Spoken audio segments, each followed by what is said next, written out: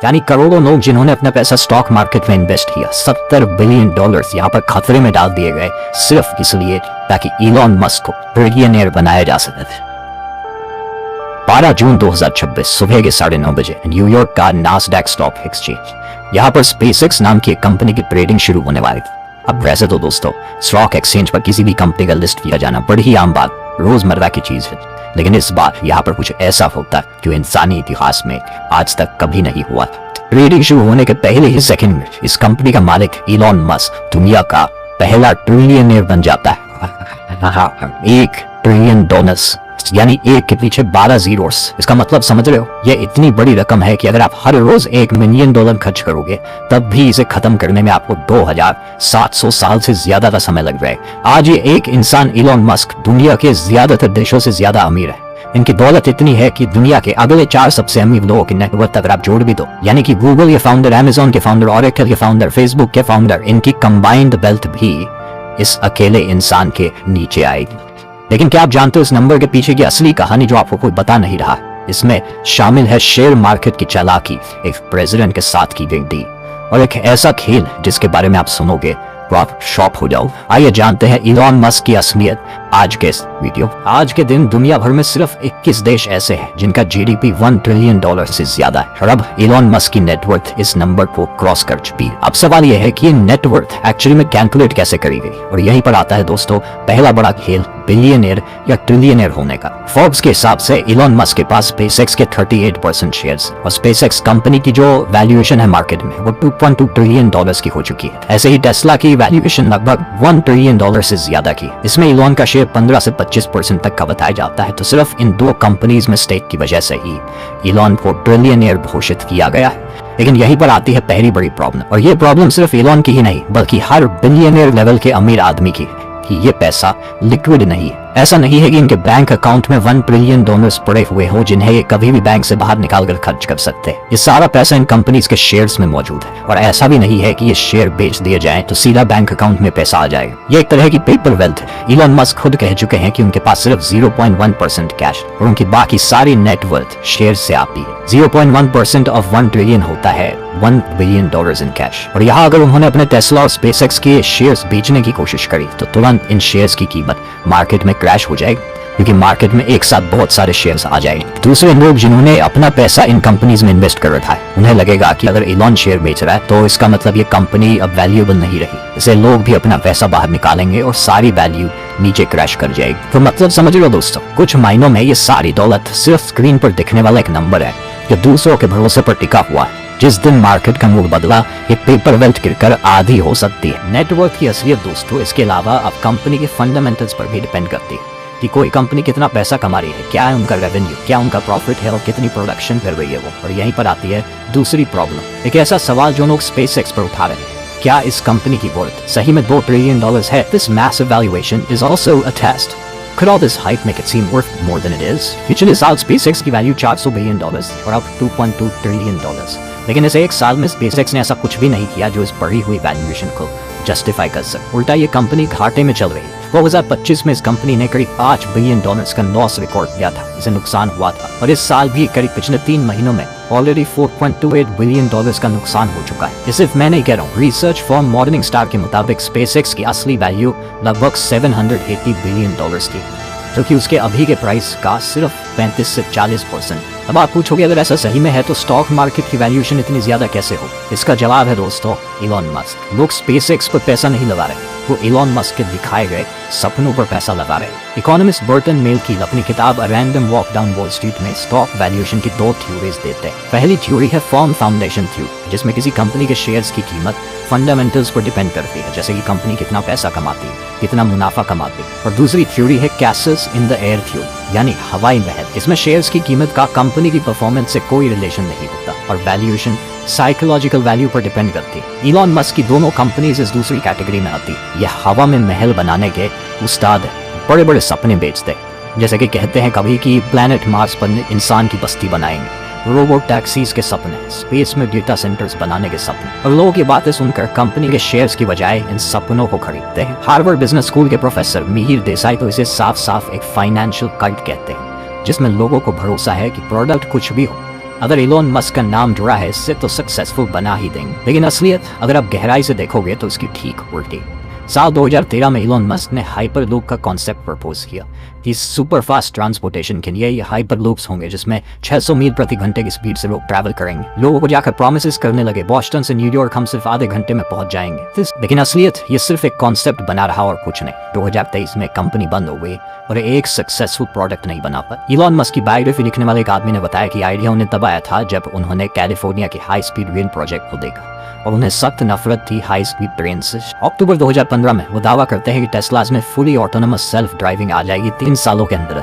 Yet, like in about 3 years from now, we're confident we can make a very compelling $25,000 electric vehicle. That's also fully autonomous, but we're still on track for being able to go cross country from LA to New York by the end of the year, fully autonomous. We're talking really 18 months or maybe in towards the end of this year, next year. I mean, it's looking quite likely that it will be next year. We'll get dead this year. If not this year, I'd say not later than next year. लेकिन असलियत यह है कि आज 11 साल बाद भी fully autonomous driving Tesla में नहीं आई। ऐसे ही 2017 में उन्होंने हवाई बातें करी कि वो हाईवेज के नीचे टनल्स बनाएंगे जिससे कि ट्रैफिक कम हो सके। इसके लिए उन्होंने कॉन्सेप्ट बनाया बोरिंग कंपनी का इस्तेमाल कर। लास वेगस में करीब 2 किलोमीटर लंबी एक छोटी सी टनल बनाई जिसमें टेस्लास की गाड़ियां जा सकती, लेकिन इसके अलावा कुछ नहीं हुआ। ये आइडिया भी पूरी तरीके से फेल रहा क्योंकि इन टनल्स में भी ट्रैफिक जाम्स लग गए। अप्रैल 2019 इलोन मस्क ने कहा कि अगले साल तक हम 1 मिलियन से ज्यादा रोबो टैक्सीज देखेंगे। I feel very confident predicting autonomous robo taxis for Tesla next year. They'll be like phoning a horse and 2026 में भी ऐसा कुछ नहीं दिखाई देता। जून 2014 इलोन मस्क ने लोगों को मार्स पर भेजने की बात करी थी। कहा था कि 10 से 12 सालों में हम इंसानों को मार्स पर भेज देंगे। We're going all the way to Mars, I think. Best case 10 years, worst case 15 to 20 years. लेकिन आज 2026 आ गया है और इसका कोई दूर दूर तक का भी प्लान नहीं दिखता। यही कारण है कि इन्वेस्टर स्टीव आइसमैन, जिन्होंने 2008 की इकोनॉमिक क्राइसिस को पहले से ही प्रेडिक्ट कर दिया था, investor known for the big short Steve Eisman, उन्होंने कहा है कि SpaceX की वैल्यूएशन पागलपन है। This is unheard of for a serious company because the valuation is kind of crazy. उनके मुताबिक ये एक साइंस फिक्शन कहानी का IPO है जो साइंस फिक्शन को पसंद करने वाले कल्ट के लिए बना है। ये बड़े अफसोस की बात है कि ज्यादातर लोग इस सब पर ध्यान नहीं देते और वो बस इन फेंकने वाली बातों से, हवाई वादों से इन्फ्लुएंस्ड होते चले जाते हैं और अपने पैसे इन कंपनीज में लगा देते। अब यहाँ पर आती है एक और बात जो शायद आपको नहीं पता होगी कि कैसे ये बिलियनियर्स और ट्रिलियनियर उधार पर जीते हैं। मजाक नहीं कर रहा, इनकी एक पूरी स्ट्रेटजी है जिसका नाम है बाय बोरो टाइप। 3 सिंपल सी स्टेप्स है। सबसे पहले टैक्स बचाने के लिए ये अमीर लोग अपना पैसा कंपनीज के शेयर्स में ही लगा कर रखते हैं, कभी उन शेयर्स को बेचते नहीं, क्योंकि टैक्स तभी लगता है जब आप इन शेयर्स को बेचकर पैसा बाहर निकालते हो। या तो एज एन इनकम लेते हो तो इनकम टैक्स लगेगा या फिर एज अ कैपिटल गेन तब कैपिटल गेन्स टैक्स लगेगी। लेकिन अगर अपने शेयर्स को बेचोगे नहीं तो टैक्स भी नहीं देना। तो इसलिए शेयर्स को कभी मत बेचो, बस उनकी कीमत बढ़ते रहना, लाखों करोड़ों रुपए कोई टैक्स नहीं देना पड़े। अब इस सारे शेयर्स के पैसे का आप कुछ इस्तेमाल तो नहीं कर सकते क्योंकि वो पैसा उन शेयर्स में अटका पड़ा है। अगर आपको खुद की अयाशी पर खर्च करना है तो कैसे किया जाए? उसके लिए ये बिलियनियर लोग अपने शेयर्स को गिरवी रखकर बैंक से लोन ले लेते हैं जो बहुत कम इंटरेस्ट रेट पर मिलता है। इंटरनेशनल फाइनेंसिंग रिव्यू की एक रिपोर्ट के मुताबिक इलोन मस्क ने टेस्ला के अपने 1/3 करीब 236 मिलियन शेयर्स गिरवी रखे हुए। साल 2022 में जब इलोन मस्क ने ट्विटर को खरीदा था, जानते हो पैसा कहां से आया था? उन्होंने टेस्ला के अपने $62.5 बिलियन वैल्यू के शेयर गिरवी रखे थे और इसके बदले उन्होंने $12.5 बिलियन का लोन लिया था बैंक से एज कैश। अब इससे हुआ क्या? शेयर्स भी नहीं बेचने पड़े, पैसा भी मिल गया और टैक्स भी नहीं देना पड़ा।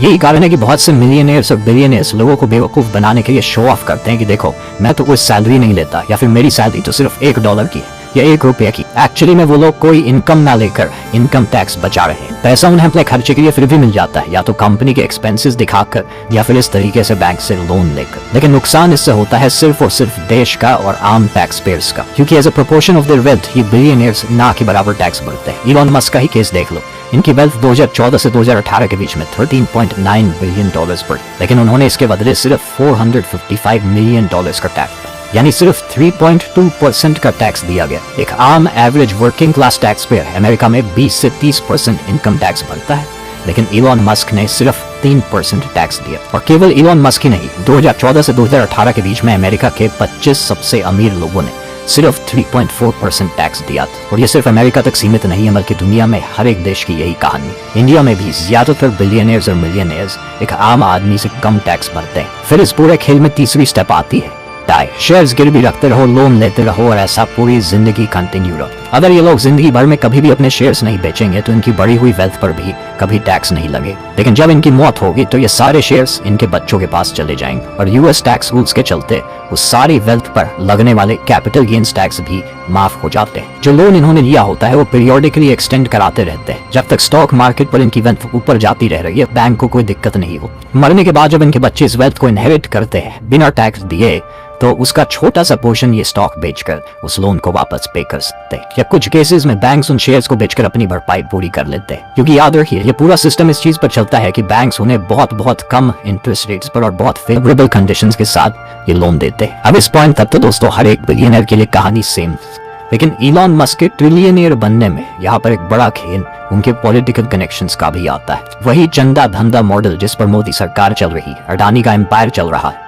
इलॉन मस्क के केस में भी कुछ वैसा ही है। 2024 की अमेरिकन प्रेसिडेंशियल इलेक्शन से पहले इलॉन मस्क की नेटवर्थ $270 बिलियन, लेकिन ट्रंप के प्रेसिडेंट बनने के सिर्फ 2 साल में ही मस्क की नेटवर्थ लगभग 5 गुना बढ़ गई। ये हुई धंधे की साइड, लेकिन इसको अचीव करने के लिए चंदा कहां से आया? इलॉन मस्क ने 2024 की इलेक्शंस में डोनाल्ड ट्रंप को $290 मिलियन डोनेट किए थे। ट्रंप के सबसे बड़े डोनर ट्रंप को इलेक्शन जिताने के पीछे सबसे बड़ा हाथ इलॉन मस्क का ही था। हालत इतनी खराब थी कि टकर कार्लसन से बात करते हुए इलॉन ने कहा था कि अगर ट्रंप नहीं जीते तो मेरी बहुत बुरी हालत होगी। लेकिन अनफॉर्चुनेटली पूरी दुनिया के लिए और फॉर्चुनेटली इलॉन मस्क के लिए ट्रंप इलेक्शंस जीत जाते हैं, और इलेक्शंस जीतने के बाद ट्रंप सरकार उनको सीधे सीधे फेवर्स देती है। मस्क एक तरीके से शैडो प्रेसिडेंट बन गए, कैबिनेट मीटिंग्स में बैठने लगे, ट्रंप के साथ चाइना और सऊदी अरेबिया के स्टेट विजिट्स पर गए। जहां जहां ट्रंप गए वहां इलॉन मस्क ने अपनी कंपनीज के लिए डील्स फाइनल करी। इसका सबसे बड़ा एग्जांपल इंडिया में ही देख सकते हैं। ट्रंप के प्रेसिडेंट बनने के बाद फरवरी 2025 में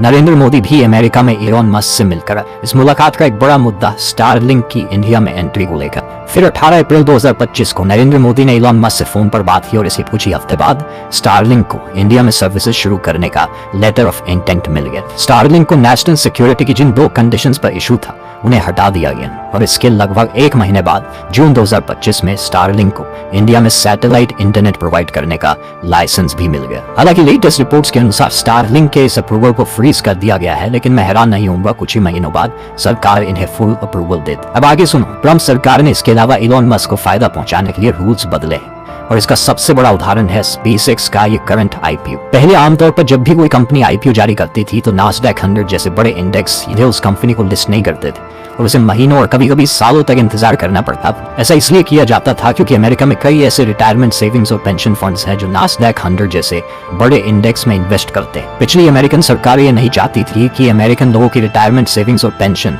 यहाँ पर किसी फ्रॉड कंपनी की वजह से डूब जाए, इसलिए पहले सालों की वेटिंग होती थी ताकि जो भी नई कंपनी आई है उसका स्टॉक प्राइस सेटल हो जाए, ओवर वैल्यूड ना रहे। लेकिन इलॉन मस्क की डिमांड पर, SpaceX की डिमांड पर नास्डैक ने इस रूल को ही बदल दिया। एक नया फास्ट एंट्री रूल लाया गया, इसमें सिर्फ 15 दिन का वेटिंग पीरियड रखा गया, और नतीजा क्या हुआ? करोड़ों अमेरिकन की रिटायरमेंट सेविंग्स और पेंशन्स अपने आप ही इलॉन मस्क की कंपनी में जाकर लग गई, चाहे वो चाहे या ना चाहे। और इससे भी बड़ी चीज IPO से ठीक 2 दिन पहले हुई।